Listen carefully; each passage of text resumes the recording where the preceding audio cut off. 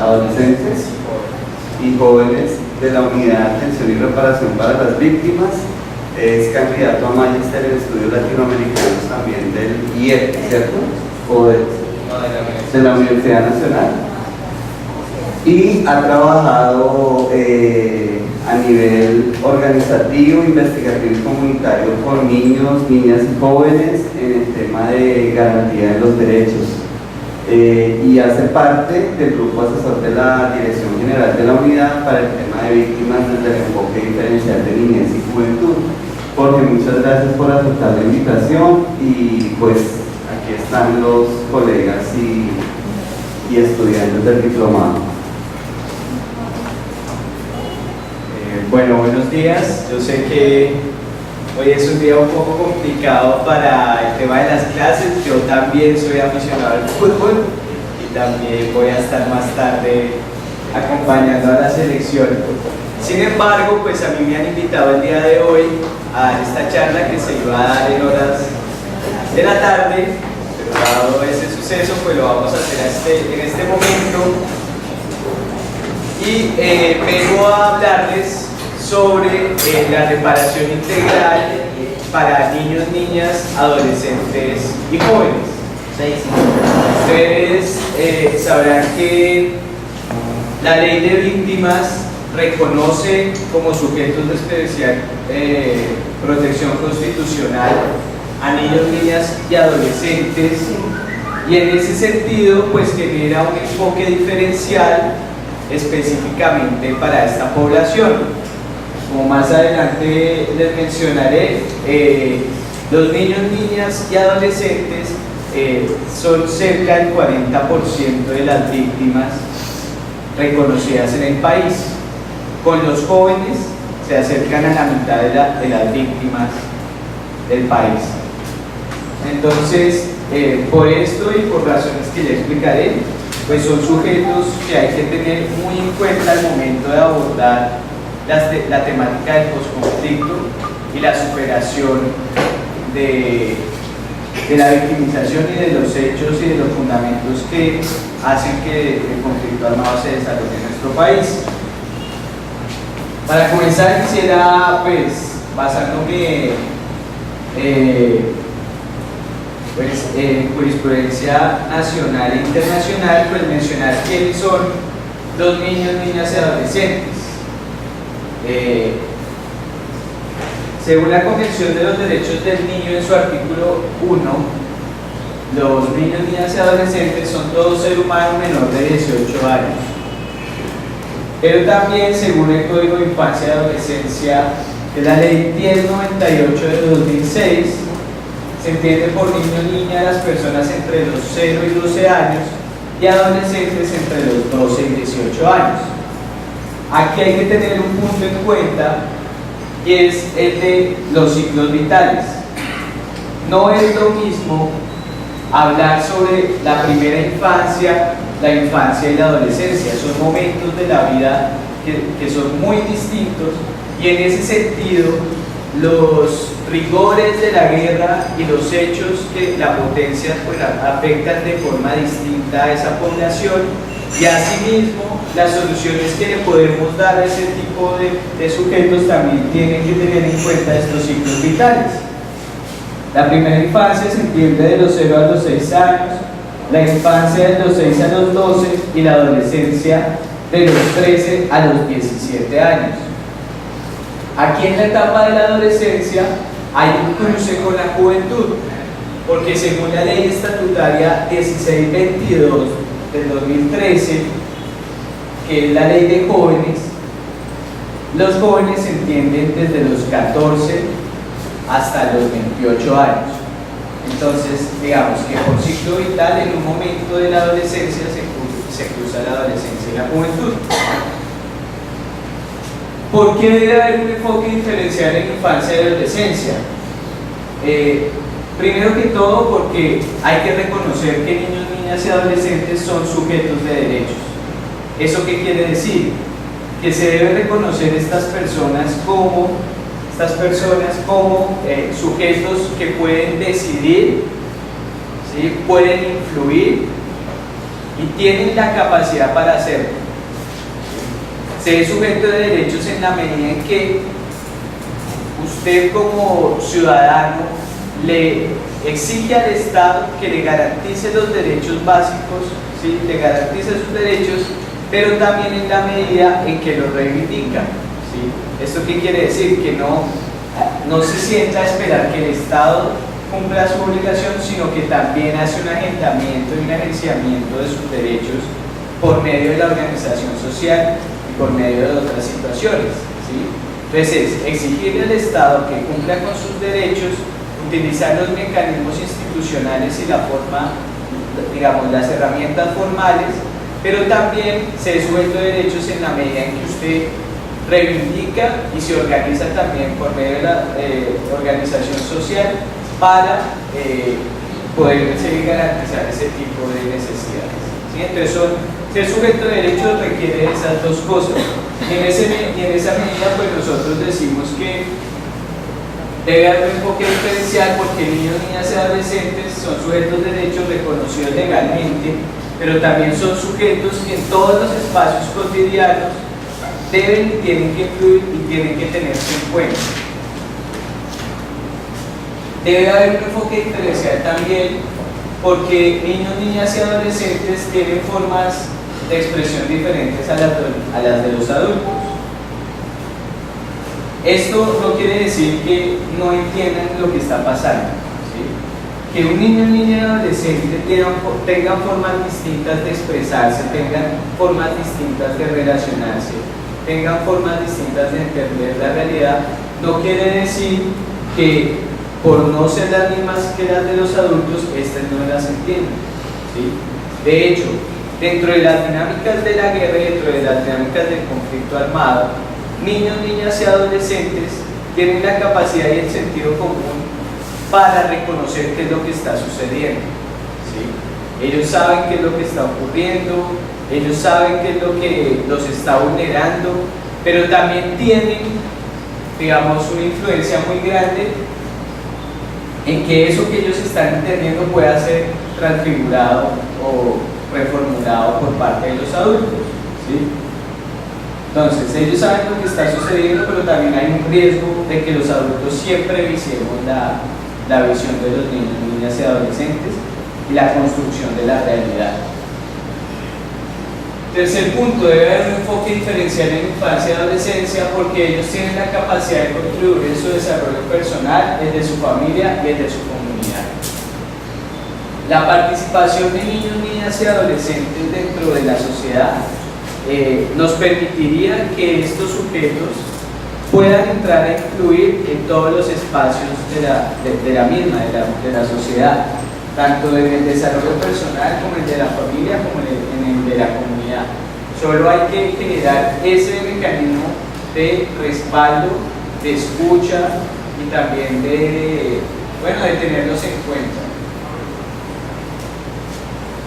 Hay una situación bien importante para tener en cuenta el enfoque diferencial en infancia y adolescencia, y es que su interés debe ser puesto en primer lugar y prevalecer ante cualquier otro criterio.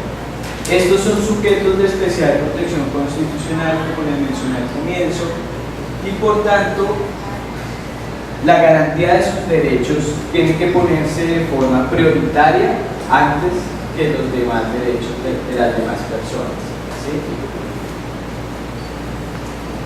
Hay otro tema dentro del enfoque, y es que tienen derecho a ser escuchados y sus opiniones deben ser tenidas en cuenta y que tienen derecho a conocer sus derechos y a ejercerlos plenamente. Entonces no es solo escucharlos, tenerlos en cuenta para las decisiones, sino también es decirles que ellos tienen unos derechos que legalmente o constitucionalmente están dentro de la Constitución, dentro de la jurisprudencia y que respaldan todo esto que estamos diciendo. Un punto que está relacionado sobre el interés primordial de los derechos de estos sujetos frente a los demás es que los derechos humanos de los niños, niñas y adolescentes no están sujetos al cumplimiento de un deber, una obligación. ¿Sí? A diferencia de la juventud, los derechos de niños, niñas y adolescentes no están atados a un deber o una obligación como ciudadanos. ¿Sí? Los derechos humanos de niños, niñas y adolescentes se deben cumplir, o sea, sobre cualquier situación, porque no están atados ni al cumplimiento ni al deber que tengan, digamos, de ninguna jurisprudencia. Estos son sujetos que están reconocidos como de primordial atención, y en ese sentido pues se diferencian de los derechos que, por ejemplo, nosotros los adultos tenemos, ¿sí? Los derechos de los niños, niñas y adolescentes no están atados a ninguna obligación. ¿Por qué debemos hablar de protección especial para estos sujetos? Bueno, entonces vamos a hacer una cosa. Yo les estoy hablando, pero para mí sería ideal que si ustedes tienen dudas y tienen comentarios, pues los vayamos solucionando, ¿vale? Mi pregunta va relacionada. Los jóvenes, los niños, las niñas participaron en la elaboración y en el diseño de la política pública que está contemplada, o fueron invitados, no sé si les dice invitados de piedra, no sé, convidados de piedra, porque si uno dice, venga, vamos a construir con los jóvenes, y a uno como adulto, y por ejemplo en mi caso más como viejito, a uno le cuesta mucho trabajar con los jóvenes. O sea, cuando yo te digo trabajar con los jóvenes es que venga o sea, hay muchas resistencias en los adultos, y creo que eso tiene que ver con un tema psíquico, psicológico, de que incluso cuando uno era joven uno le decía a los adultos de esa época, venga, mire, hagamos. Entonces siempre hay esa resistencia. Entonces sí hubo ese trabajo colectivo de llamar a los jóvenes, de decirle, venga, mire, explicarles, porque lo contempla la ley, pero no sabemos si hubo esa construcción y ese diálogo para la política pública. Bueno, digamos que ese punto que nos menciona Juan es un punto importante, porque dentro del enfoque de niñez y juventud, lo que queremos resaltar es la construcción de la política pública por parte de los sujetos.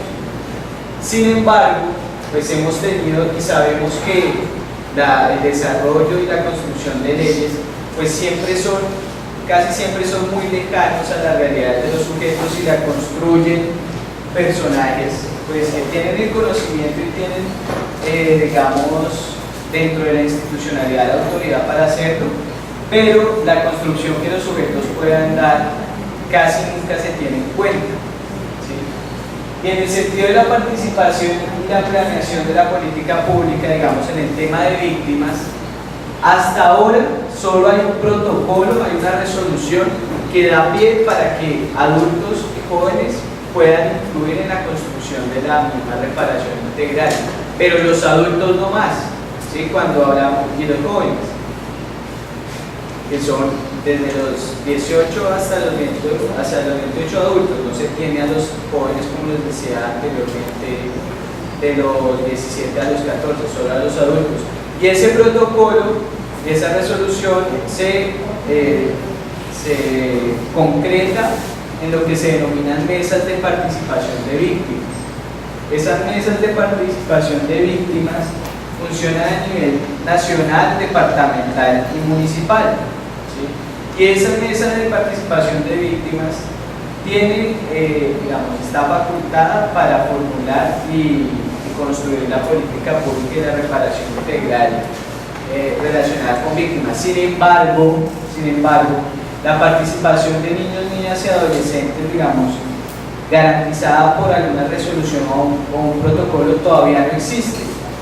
Y el grupo de niñez y juventud está impulsando precisamente ese protocolo, el cual en este momento está pasando por una construcción en ciertos territorios, ¿sí? Está pasando en Riohacha, está pasando en Pasto y está pasando en San Juan de Nepomuceno. Es un ejercicio territorial, pero también es un ejercicio de construcción institucional de la participación de los niños. Evidentemente, como grupo de niñez y juventud, nuestra posición es que en cada acción, en cada espacio que haya con las víctimas, los niños, niñas, adolescentes y jóvenes sean los que influencien y puedan decidir sobre el mismo ejercicio de la política pública.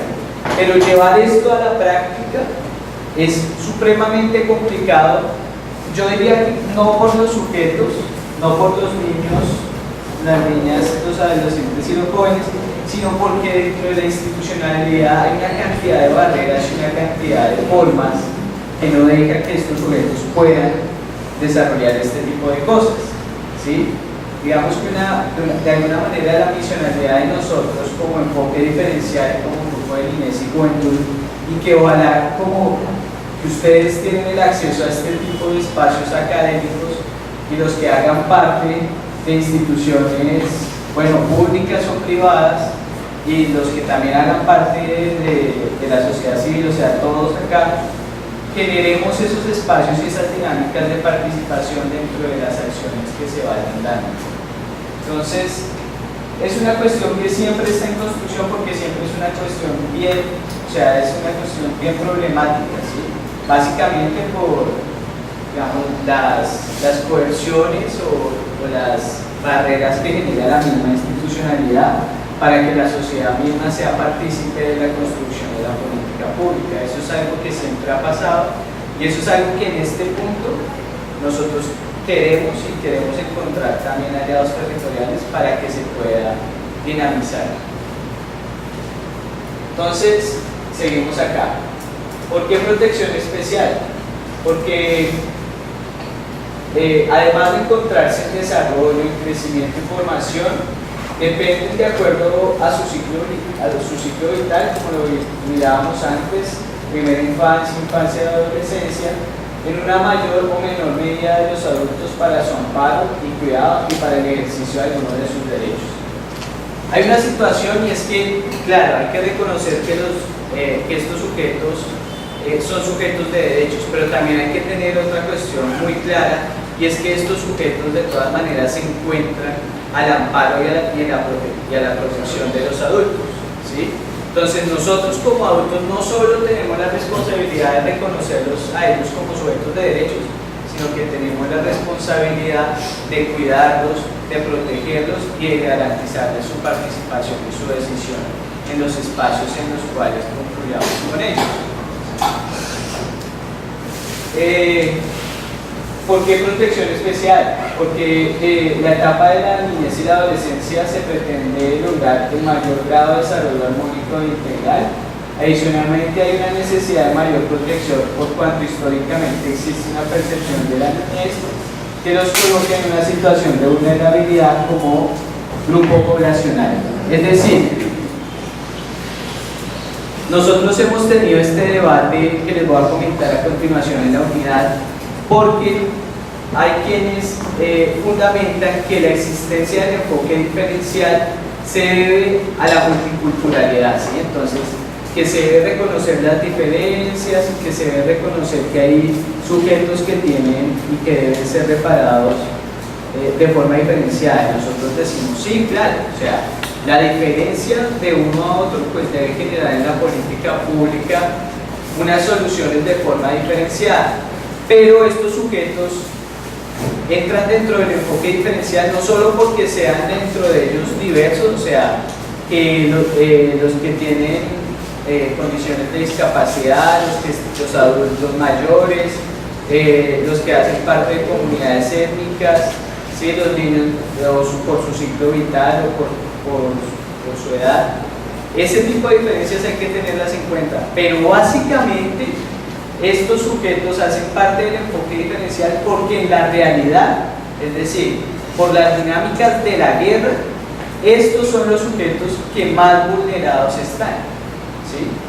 Entonces, una cosa es reconocer la diferencia, claro, hay que realizar una acción diferenciada, pero hay que reconocer que se hace un enfoque diferencial es porque precisamente niños, niñas, adolescentes y jóvenes son los sujetos que más han sufrido la guerra como tal.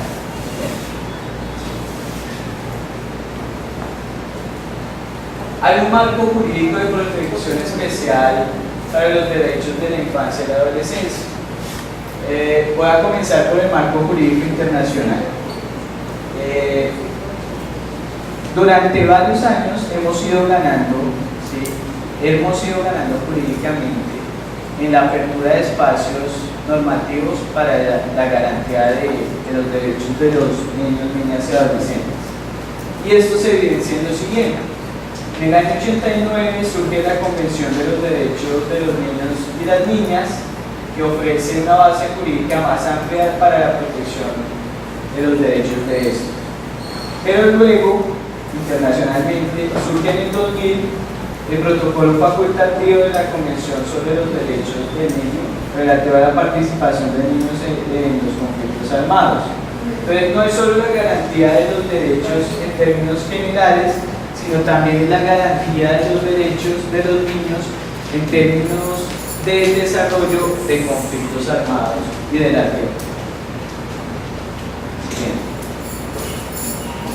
Otros principios que facultan los derechos de la infancia y adolescencia son los principios de París, que básicamente da las directrices y criterios jurídicos operacionales para proteger a los niños contra el reclutamiento y la utilización en los conflictos armados.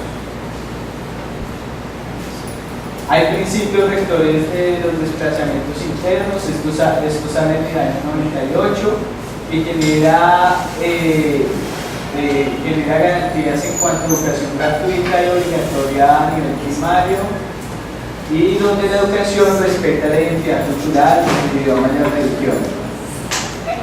O sea, la jurisprudencia ha ido avanzando no solo en términos de la garantía de los derechos generales, sino que ha ido avanzando en la medida en que también va reconociendo, por ejemplo, que los niños se encuentran en medio de dinámicas de guerra, de conflictos armados, y también que los niños hacen parte de comunidades étnicas. Entonces, por lo tanto, no solo se reconoce al niño como un sujeto genérico, sino al niño dentro de su especificidad, de su etnia o de su religión.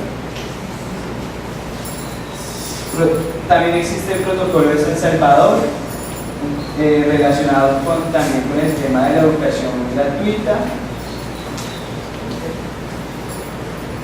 Y también hay un marco jurídico nacional. Existe la Constitución del 91, como todos sabemos, y la Constitución del 91 en el artículo 44 y 45 reconoce el deber de protección, asistencia y garantía por parte de la sociedad, la familia y del Estado de forma solidaria en el desarrollo armónico e integral de niños, niñas y adolescentes.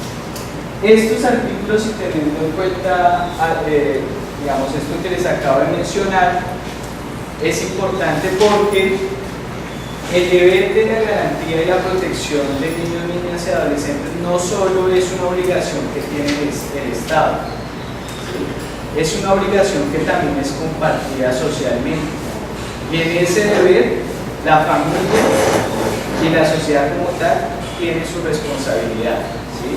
Entonces, no es solo exigirle al Estado que garantice marcos generales de derechos, sino que en la cotidianidad la familia y la sociedad tienen que garantizar sus derechos y su protección. Pero yo te pregunto una cosa.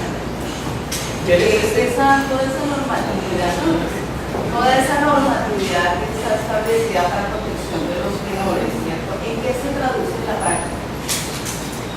¿Cómo está establecida esa protección? Porque sí, en teoría, la normatividad sí está, pero en la práctica, porque la situación que viven los niños y los adolescentes en una situación de conflicto es demasiado compleja. No lo pueden manejar los adultos, ¿sí? Porque no se puede, se sale de las manos. El Estado no brinda las garantías a tal punto.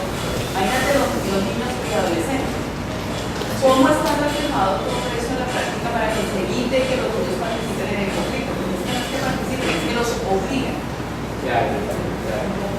Bueno, digamos que ese punto es bien importante para resolverlo, porque a pesar de que existen comités de infancia y adolescencia a nivel municipal, que se genera a partir del Código de Infancia y Adolescencia y todo este marco que el Código es la Ley 1098 de 2006.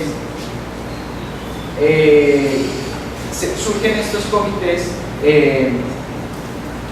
digamos que la jurisprudencia nacional en relación con el conflicto armado está quedada. Y está quedada no solo a nivel formal de la jurisprudencia, sino también a nivel práctico, ¿sí? Y eso también hace parte de las dinámicas políticas del país, ¿sí? Porque no nos podemos olvidar que nomás hace 4 años teníamos un presidente que no reconocía que había un conflicto armado en el país, ¿sí? Y eso parte de las dinámicas políticas que internamente se están dando, y eso también hace parte de que no haya una jurisprudencia formal en torno a ese tipo de situaciones y que la institucionalidad gire en torno a otras cosas, ¿sí?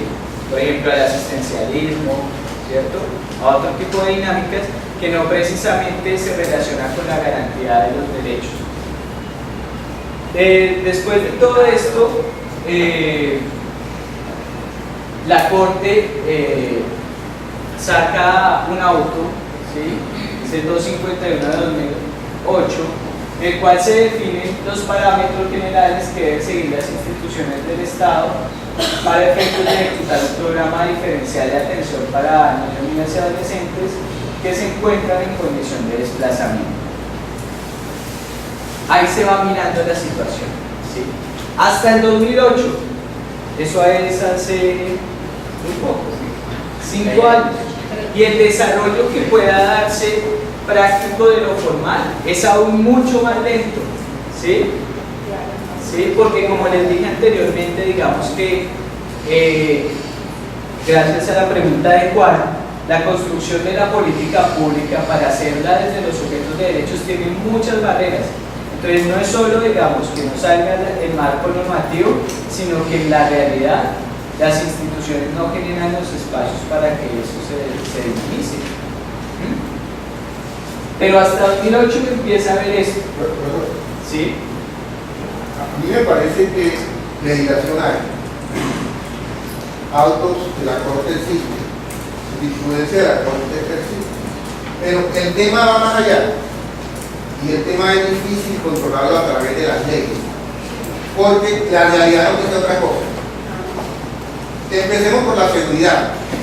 El Estado es incapaz de darle seguridad en un barrio marginal, por decir algo. Es incapaz de que en un barrio marginal de Montería lleguen unos señores a reclutar personas, a reclutar niños y llevártelos para distintas actividades criminales. Eso no lo hace. El Estado no lo controla. ¿Y qué tal si no lo puede controlar aquí en un barrio marginal de Montería? ¿Cómo lo controlaría en una zona rural? De Valencia, de Tierra Alta, de Caramelo arriba. Caramelo es un corregimiento de Tierra Alta. ¿Sí? O en Las Palomas, que es una zona urbana de Montería. Perdón, rural que lejos de Montería. La margen izquierda del río Sinú. Entonces, el tema es complejo, el tema es seguridad. No lo puede hacer. Entonces, los menores de edad llegan al conflicto. Y el tema también de pobreza. Porque al finquero, dueño de 10 hectáreas, 500 hectáreas en la misma zona que el cielo, a este finquero no le van a resultar el hijo porque eso lo llama Medellín. Y está estudiando en la Antioquia, en la IAFI, en esa universidad de Medellín, cuando está de Bogotá. A ese no le pasa absolutamente nada, al hijo del finquero no le pasa nada. Y es un menor de edad que nació el mismo día que nació el hijo del empleado. Entonces, el tema es complejo y siempre que le pongo un ejemplo, siempre que existe un muerto, paramilitar de bajo rango, guerrillero de bajo rango, banda criminal de bajo rango, el ejército de bajo, ellos mismos no sé. ¿Dónde lo va a encontrar? ¿Dónde encuentra el velorio, que así se llama eso? En el mismo barrio marginal de Montería. Aquí encuentra paramilitaria y encuentra el de la página. incluso hasta se conocían. No vaya a buscar muertos al norte que no lo encuentran. Allá no lo encuentran, porque el tema es de pobreza y el tema es de seguridad. Mira, a mí me preocupa mucho esto por dos razones. La primera es porque se supone que la ley es un instrumento de justicia transicional para alcanzar la paz y la reconciliación. Y yo insisto en el tema generacional porque nosotros, o sea, por lo menos muchos de los que estamos acá, pues no conocemos el país en paz, conocemos las consecuencias de la guerra y eso, pero yo sí veo muy enredado el Estado en este tema de los niños y los adolescentes, pues con el perdón de los colegas y de las instituciones, y lo veo enredado en un sentido, y es que realmente no están acercándose, uno, a las necesidades y a la complejidad del problema, como dice el juez. Dos, no están acercando al resto de los jóvenes, de los niños, para entender esa dinámica y para entender que ellos también tienen que comenzar a construir, a propiciar la generación de la paz. Es que nosotros tenemos un lema que me parece tan chimbo, perdone la palabra, es que los jóvenes son el futuro del país. No son el futuro, son el presente.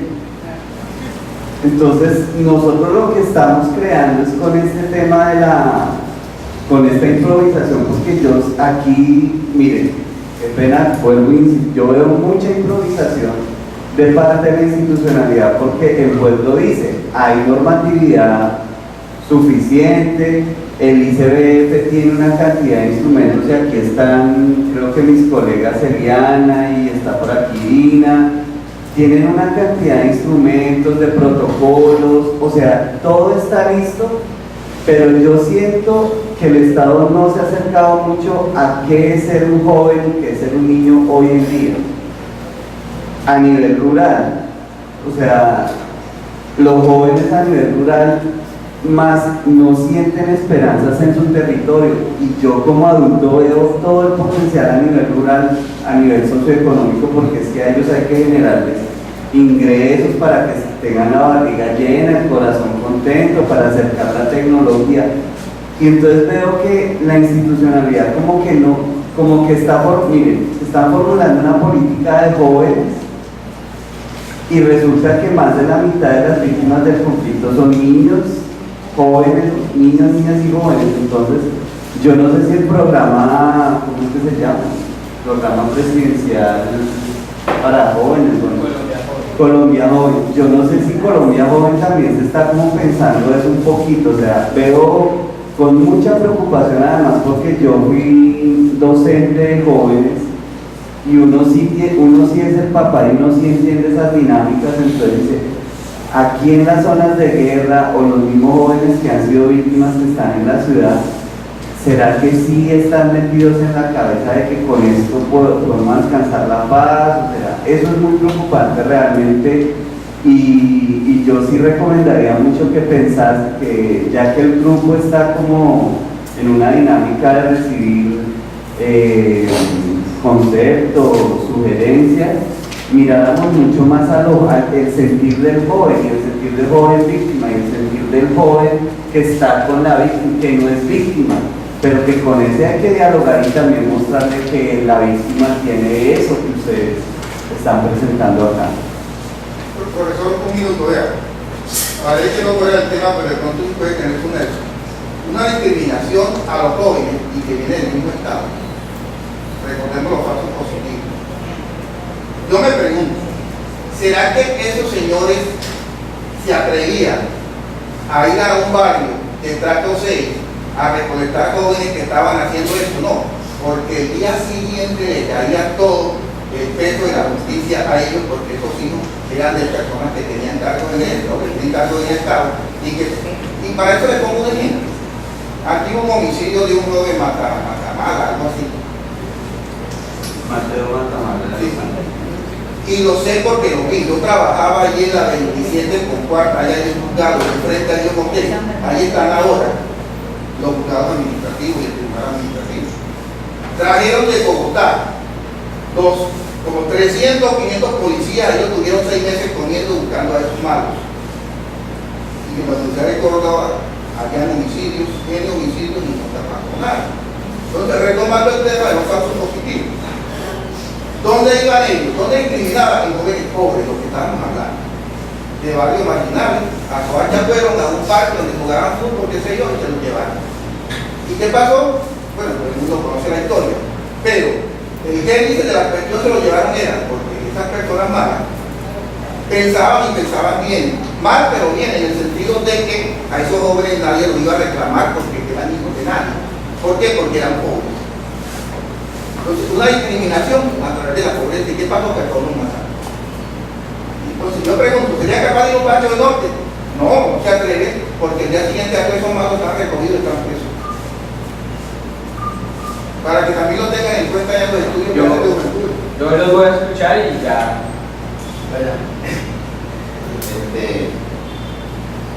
Colombia es uno de los países de normas y de ley. Yo siempre he dicho que el problema nuestro es la aplicabilidad de las normas y de las leyes. Te muestro un botón. Aquí tenemos la ley 1068. del 2006. En el departamento de Córdoba se hacen los comités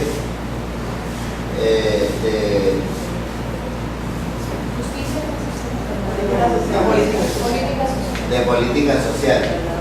Es donde están utilizando a los jóvenes para verlos y para prometerles no sé qué cuántas cosas. No sé, porque he asistido a 2 comités de eso.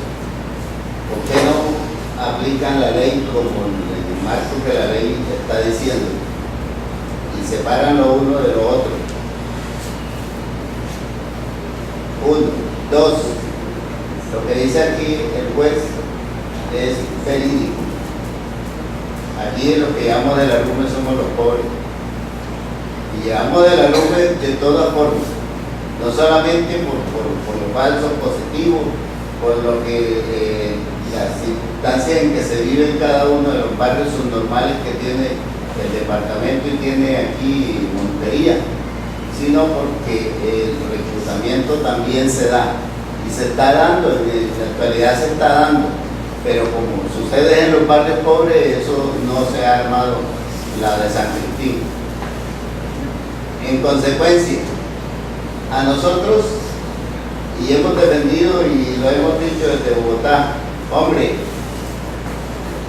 lo de los niños es excelente, pero qué bueno que se trabaje en conjunto, de que los jóvenes y los adultos mayores entiendan que se deben dar la mano el uno con el otro. Lo que es más, nosotros estamos haciendo una proyección de algo conjunto, donde el niño entienda que aquel anciano necesita el apoyo de ese niño y donde el anciano también entienda que ese niño necesita de las experiencias de pronto, si es que las tiene, porque hay algunos que no las tienen o no les da la gana decirle al niño esto no se debe hacer por estas y estas razones. En consecuencia, para la aplicabilidad de la norma, ahorita sí, muy bueno, ustedes los jóvenes ya a partir del 2006 se tiene la ley, pero ¿dónde se ha venido aplicando? De pronto la Secretaría de Salud maneja no sé qué, por allá una vaina de video y no sé qué otras cosas, pero hasta ahí. Entonces aquí se trata es de que así como se está pronunciando la Corte, pero se pronuncie y se sancione, porque no hay pronunciamiento. Mire, hay los autos y hay todo lo que usted quiera, el pronunciamiento de la Corte Constitucional. ¿Cuántas personas han sancionado? Entonces, desde que no se aplique la ley y no se aplique el rigor de la ley, si es que así se puede llamar, abogado, aquí lo que hagamos nosotros en estas aulas y en estos salones de clase es casi que tiempo perdido, porque no estamos viendo los resultados. sí, no deciden tampoco las administraciones locales que han ejecutado. Como no conocen el auto, no conocen, lo tienen en el archivo por allá guardado ahí bajo colchón y eso, porque por eso es que las cosas no se dan. Pero si se le exigiera, por lo menos, esto comienza desde la corte hasta las administraciones locales, porque ellos piden el auto, piden la sentencia, y llegó aquí y vengo, de pronto lo leí y lo meto ahí llegó. Pero si desde allá comenzaran a hacerle justicia también a las administraciones locales, en su cabeza por lo menos los alcaldes, bueno, aquí me tienen que dar resultados por esto, o si no, te vas de aquí. Entonces, si de pronto, pero de lo contrario, no siempre la mayoría el mismo variante. Sí, bueno, claro, digamos que el reconocimiento del conflicto armado ha generado que se desarrollen cierta normatividad y ciertas instituciones, incluso la institución en la que yo trabajo, que es la unidad de víctimas, surge a partir del reconocimiento de la vulneración de unos hechos y del reconocimiento del conflicto armado, ¿sí? Sin embargo, sí falta por parte de la institución, y dado también las dinámicas de la guerra, pues, o sea, hay que tener en cuenta que las dinámicas de la guerra han generado una ruptura del tejido social profunda, muy grande, profunda.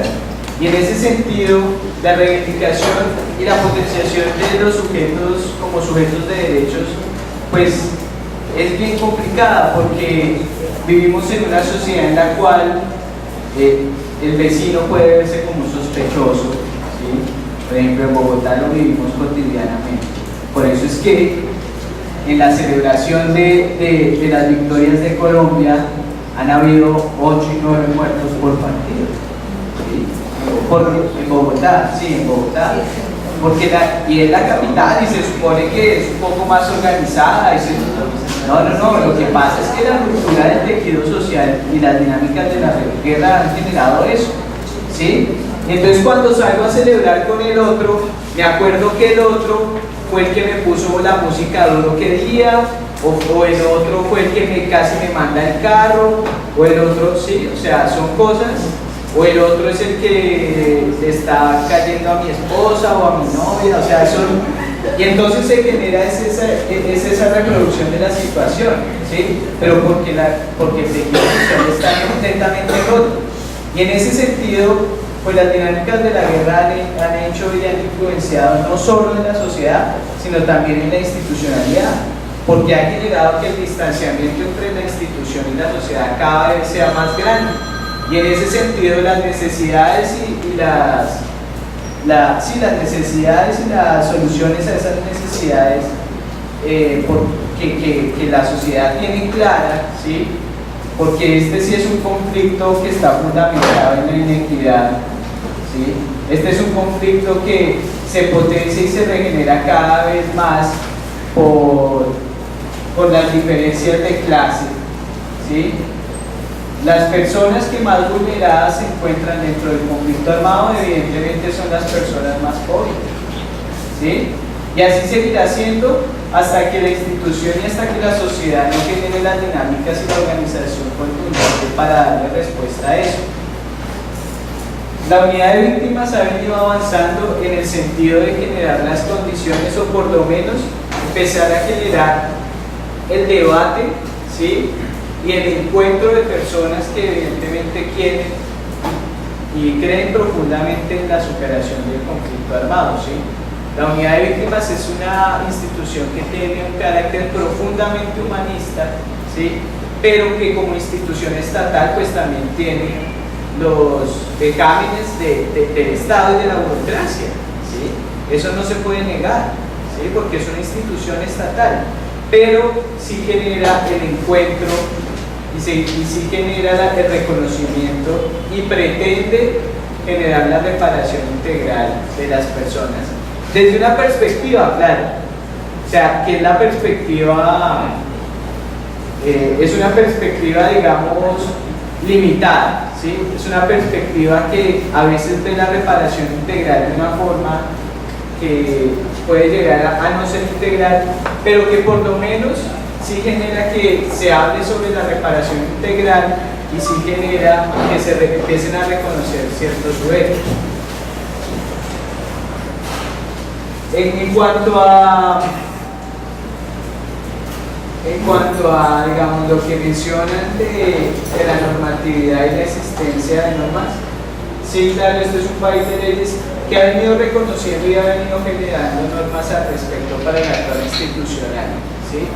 Pero que en la realidad, digamos, en la práctica, hacerlo es difícil por todo eso que les estoy comentando, ¿sí? Por la ruptura del tejido social, por la falta de voluntad política, ¿sí? Pero este espacio sí es importante, y todos los espacios en los cuales nos encontremos las personas que estemos interesadas en el tema, porque estos espacios pueden llegar a generar el encuentro de esa ruptura que nos ha generado la guerra por tantos años, ¿sí? Y fíjese, está el juez, habrán estudiantes por allá, por acá habrán funcionarios públicos, ¿sí? Y en ese sentido es que se van construyendo las cosas.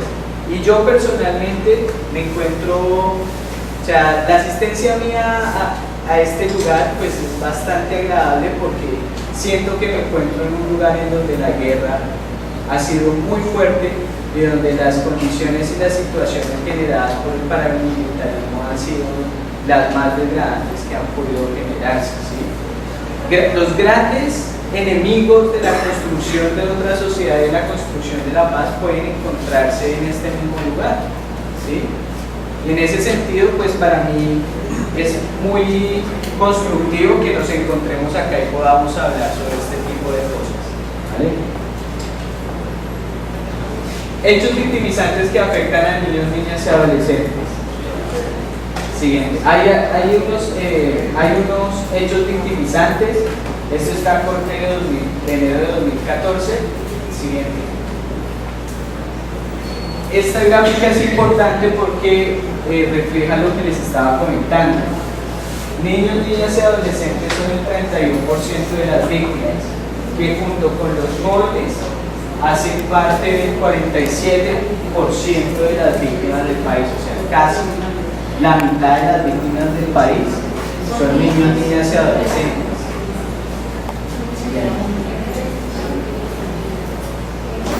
Entonces, dentro del marco del 31% de las víctimas, que son niños, niñas y adolescentes, hay hechos victimizantes que son, digamos, los más representativos, por los que ellos se han visto mayormente vulnerados. Dentro de esos, claro, está el reclutamiento. Está el reclutamiento ilícito, pero, y es un tema que voy a mencionar más adelante con el tema de jóvenes, también está el reclutamiento legal, ¿sí? Por parte de la Fuerza Armada, de la Fuerza Pública, ¿sí? Y ese es un tema que vamos a ver más adelante. Pero entonces está el reclutamiento ilícito, está el tema de las minas, la afectación por minas antipersona, está el tema de la violencia sexual, está el tema, claro, uno de los más fuertes es el desplazamiento forzado. Si ustedes se fijan, todos estos, casi todos estos, pueden condensarse en la historia de vida de un niño, niña, adolescente, ¿sí? Casi todos, ¿sí? Porque puede ser que un niño que sale desplazado de algún lugar del país salga desplazado por la amenaza de reclutamiento, la amenaza de secuestro, la amenaza de homicidio de alguien de su familia o de él mismo. Digamos, un homicidio puede generar pues, la situación de orfandad, ¿cierto? De desaparición forzada. El reclutamiento ilícito también se puede conectar con las dinámicas de la violencia sexual, ¿cierto? Entonces, casi siempre todos estos hechos victimizantes están conectados en la historia de vida de los sujetos, ¿sí? Dentro de la unidad tenemos un problema en cuanto al registro, y es que se registra, digamos, dentro de la identificación o valoración que se hace, casi siempre puede dejarse de identificar un hecho victimizante de otro, ¿sí? Entonces creo que hay que entrar un poco más en la complejidad de la situación y saber que la mayoría de sujetos pueden estar cruzando por uno o más hechos, o sea, por dos o más hechos victimizantes. Claro que hemos mejorado, ¿sí?, en la valoración, pero sí es algo que hay que tener muy en cuenta en relación con esto. Yo le comentaba aquí a Tatiana de la unidad que por lo menos nosotros, yo soy de Terraya y sabemos que uno de los mayores problemas que tenemos allá es el reclutamiento ilícito, pero no hay manera de que, o sea, por lo menos que yo le demuestro al señor que tenemos tantos niños en tal zona, o sea, y sabemos cuáles también son las zonas más sensibles con este problema, pero no le podemos decir realmente, no, de aquí se llevaron tantos niños o de allá son tantos niños, porque es que sus familias no denuncian eso, sino que por lo menos, mire, los colectores de la Reunido, que allá es uno de los municipios donde hay más colectores aquí en el departamento de Córdoba, ellos visitan sus familias y saben. Entonces, por lo menos fueron esta semana, aparte de 15 días, y ya no ven de pronto al jovencito y le preguntan a la mamá, ay, ¿dónde está el niño? Entonces, o sea, siempre le dicen que exactamente empiezan a ocultarle y a decirle otras cosas pero que finalmente uno sabe que está en ese problema. Entonces, a nosotros nos daba como risa que de consolidación territorial, que como nos han apoyado con varios proyectos allá, nos pedían que le diéramos un dato lo más exacto posible del número que tenemos de reclutamiento forzado por ilícito. O sea, ¿de dónde lo vamos a sacar si es que eso no existe? O sea, porque no va la mamá no va a denunciar una personería, tampoco pues lo denuncian, por lo menos un día se acercan al ICBF a decir, ay, el niño se me lo llevan. Sí, digamos que dentro de las condiciones de seguridad de varias zonas del país hay un problema y es que el solo hecho del registro o de la declaración, en solo ese hecho ya hay una dificultad, ¿sí? Porque todavía la generación y la reproducción del conflicto armado y de la guerra sigue reproduciéndose por medio del miedo, ¿sí? O sea, si hay algo que nos ha generado la guerra durante tantos años y la falta de voluntad para no superarla, es el miedo, ¿sí? Es el miedo, que es un miedo que hace parte de una amenaza real, ¿sí? O sea, no es que sea un miedo porque sí, sino que es un miedo generado a partir de una amenaza real, y eso al momento de solo declarar ya genera problemas, ¿sí? Genera problemas porque, por ejemplo, no solo es el tema del reclutamiento, es el tema de la violencia sexual, ¿sí? Un niño, niña o adolescente, ¿sí?, que haya sido abusado sexualmente, no solo por el padre o la madre que puede tener, digamos, no solo se puede sentir prohibido por lo que el padre o la madre pueda generar en el momento de la declaración, sino porque muchas veces ese tipo de realidades al momento del niño expresarlas, el funcionario no tiene la capacidad o la metodología o adecuada, ¿sí?, la pedagogía también, porque para eso se necesita también pedagogía, de poder recoger ese tipo de situaciones, que son situaciones supremamente dolorosas para una persona, ¿sí?, como todos los hechos victimizantes, pero hay una situación bien clara que hemos identificado y es el de la violencia sexual, ¿sí?, que es un tema que dentro de las dinámicas de la guerra casi que es totalmente normal, ¿sí? O sea, terriblemente normal, porque yo me niego a pensar que lo podemos normalizar, o sea, hace parte de las dinámicas de la guerra, pero no podemos ver eso como algo tan normalizado y no, eso tenemos que verlo con la conciencia crítica y con la perspectiva de tener que superarlo. Entonces sí, hay problemas no solo que son problemas que hacen parte también, que yo creo que para la solución de ese tipo de situaciones, pues estamos andando en eso. Eso no se va a resolver de un día para otro, porque la situación del miedo de tantos años de guerra, la situación de la amenaza directa, son cosas que solo pueden irse resolviendo en la medida en que el Estado y la sociedad va generando las condiciones para la superación de la pobreza, ¿cierto? Para la superación de una cantidad de cosas que alimentan el conflicto, ¿sí? Pero bueno, vamos por un buen primer paso de reconocer que eso existe, ¿sí? Eso existe y hay que solucionarlo. Y en eso, digamos, yo puedo decir que la unidad ha venido trabajando y que esperamos que cada vez más se pueda reforzar en los territorios, ¿sí? Desde las realidades de los territorios. Para mí también es muy importante este espacio porque como funcionario público tengo digamos, la responsabilidad ética y moral de recoger todo lo que ustedes digan, ¿sí? Porque aquí no es un espacio para que yo solo venga y diga lo que pienso y diga lo que la unidad hace, sino que sobre todo es un espacio de retroalimentación que ustedes pueden generar hacia la institucionalidad. Bueno, abonando a eso, allá en vista de cierta situación, y que obviamente eso desencadena otro tipo de problemáticas como lo que puede ser, porque allá también tenemos un alto índice de violencia sexual, es que bajo el control de política social se organizó en el municipio la mesa precisamente municipal de prevención de comportamiento, y ya hemos hecho algunas acciones y hemos ido también como a una especie de unas jornadas interinstitucionales a las zonas que hemos identificado que son más sensibles con la problemática. Desde la mitad de año del 2013 venimos haciendo estas actividades.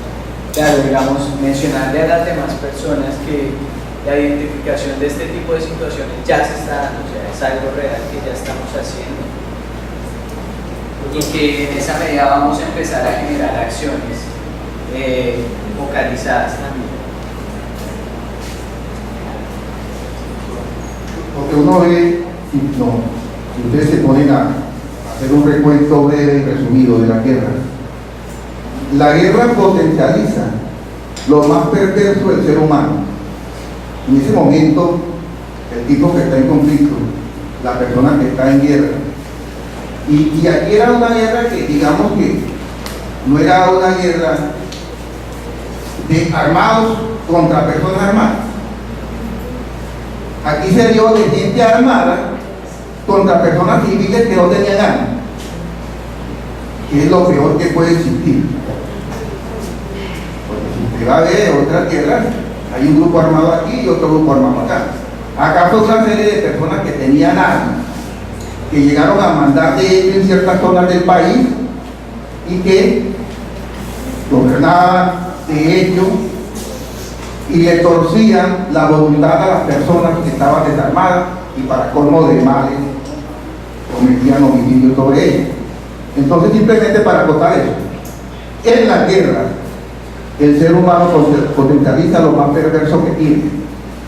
Es que si nosotros vamos a mirar, por ejemplo, la matanza de Kennedy, y usted se lee la sentencia de la Corte Constitucional o la sentencia de justicia ordinaria donde tramitaron eso, y lee los relatos, eso es para ponerse a llorar.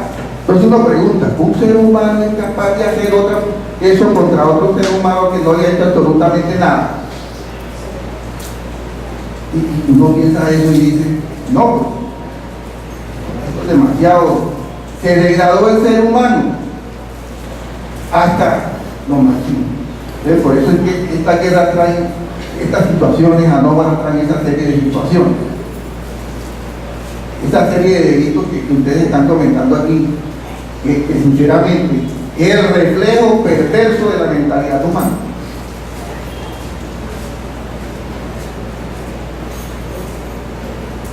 Sí, digamos que dentro de todos los estudios que se han hecho y la Comisión Nacional de Memoria y todas esas situaciones que crearon a partir de la ley del 1448, que es la ley de víctimas y restitución de tierras,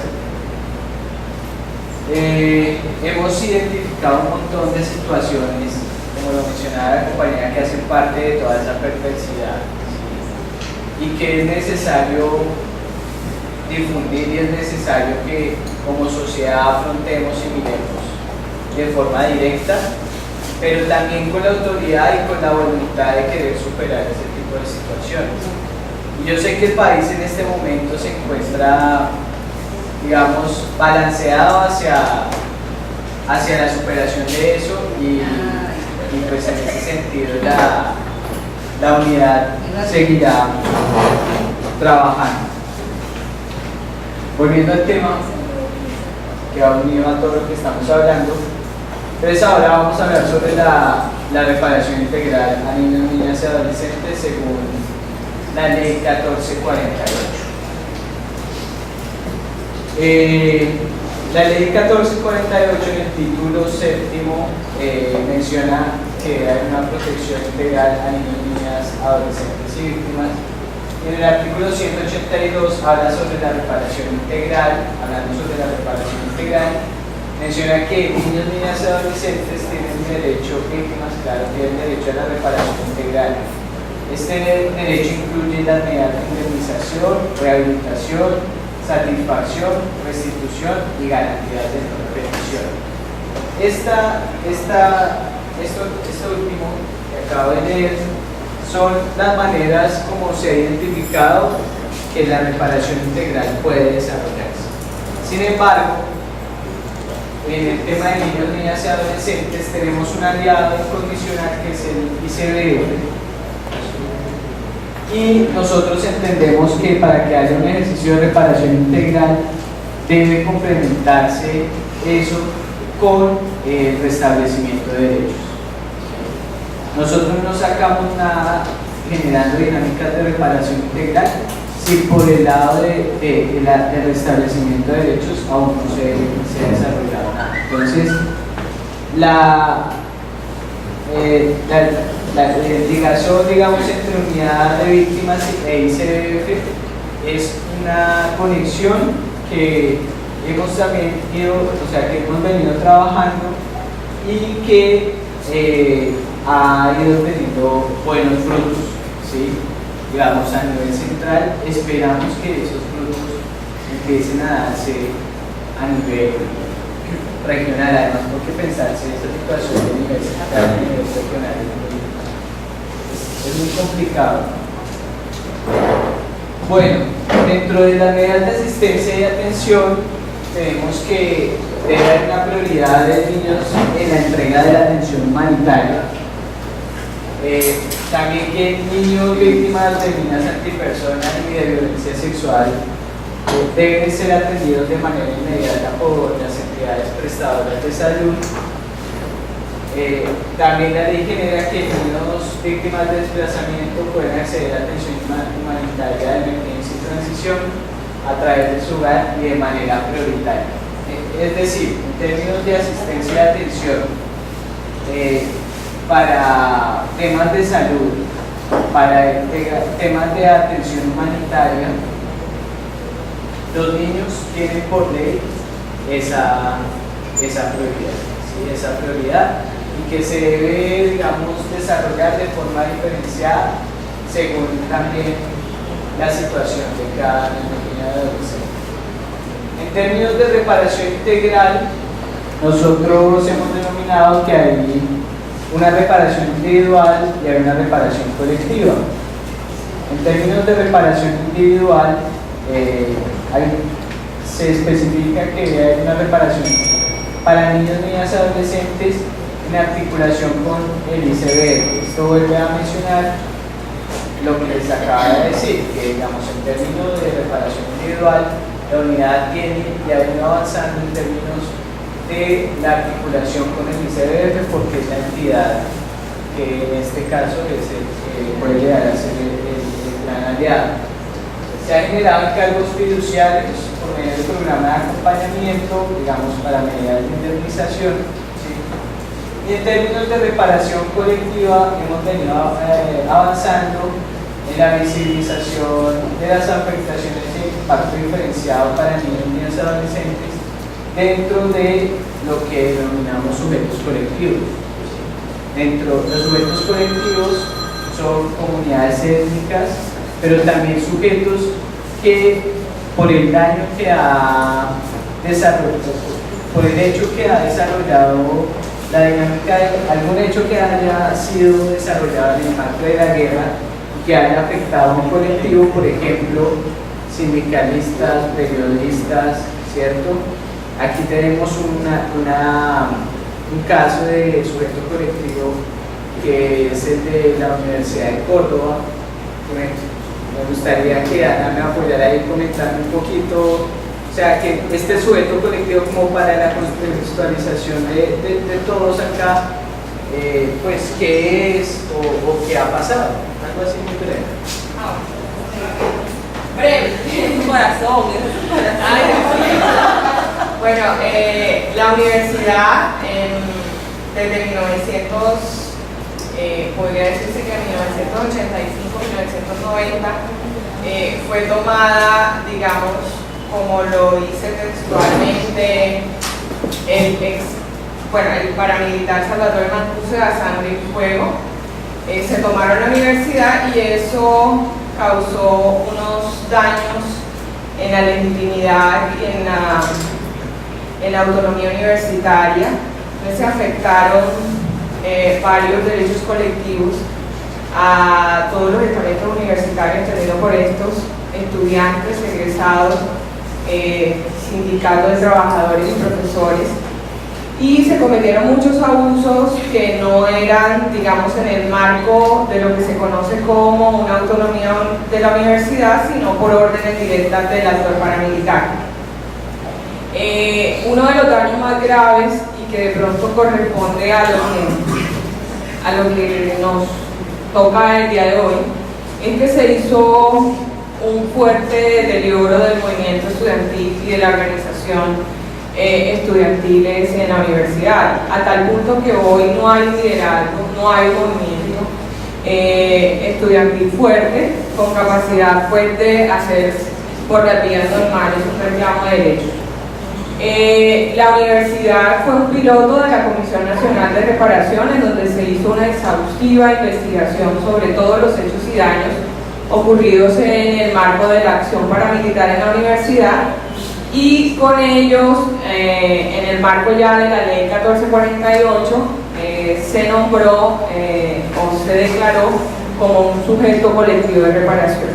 Fueron aproximadamente, para resumir, fueron 18 daños, y hay un plan aprobado por la unidad de 41 medidas de reparación, pero tienen unos efectos colectivos, obviamente, es un sujeto colectivo y tienen unos efectos, están, digamos, destinadas a reparar todos esos daños, tanto a que buscan la restitución, buscan también la rehabilitación, porque lo que decías al principio, uno de los grandes daños es digamos, el tejido social se rompe, y en la universidad también se rompió formas de comunicarse, de relacionarse, sindicato con administración, administración con estudiantes, y todo eso se ha deteriorado, y es lo que busca, digamos, varias de esas medidas buscan reconstruir ese tejido, y es lo más complejo, es lo más difícil de todo el proceso.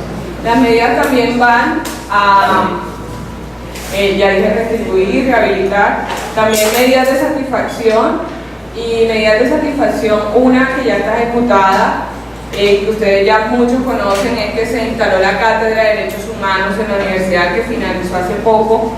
¿Y por qué es una medida de satisfacción? Porque precisamente a la universidad se le dañó el que no se podía hablar de democracia, no se podía hablar de derechos, porque era una estigmatización, es decir, aquel que estaba como hablando de esas teorías, de esas tesis de derechos humanos, eso es como, suena como guerrillerito.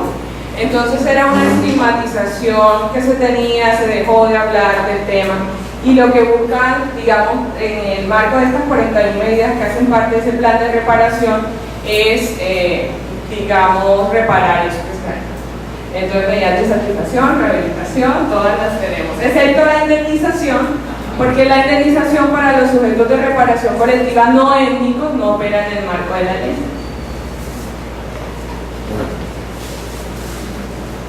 Sí, este es un caso de reparación colectiva, que es el de aquí nada más. Hay otros casos, por ejemplo, en donde ellos cambian totalmente la dinámica de la comunidad, por ejemplo, en abuso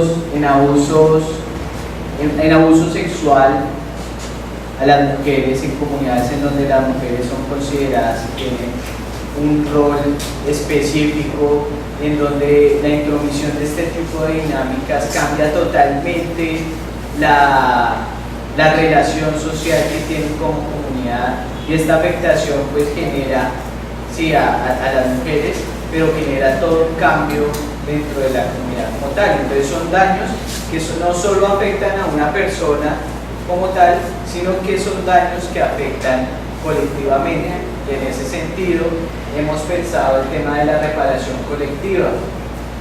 Sin palabra. Es más que todo una inquietud, a ver si de pronto la compañera nos ilustra un poco, y es precisamente de que como proyecto piloto es único en el país en donde está dando la reparación, pero nos damos cuenta también de dónde queda entonces el principio de no repetición, toda vez que recientemente se dio a conocer el caso de un funcionario que tuvo que salir del departamento por amenazas. De pronto ahí para que la compañera nos aclare de qué forma directa se está afectando el proceso al interior de la universidad, teniendo en cuenta esa delicada información.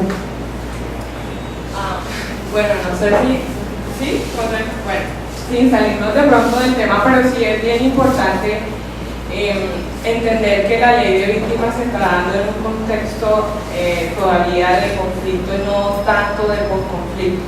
Todavía existen los actores, todavía hay, como yo siempre repito, como este tema del delirio paramilitar. Existe todavía en la sociedad personas que no están de acuerdo con un proceso de paz, que no están de acuerdo con escenarios de reconciliación y mucho menos de reparación.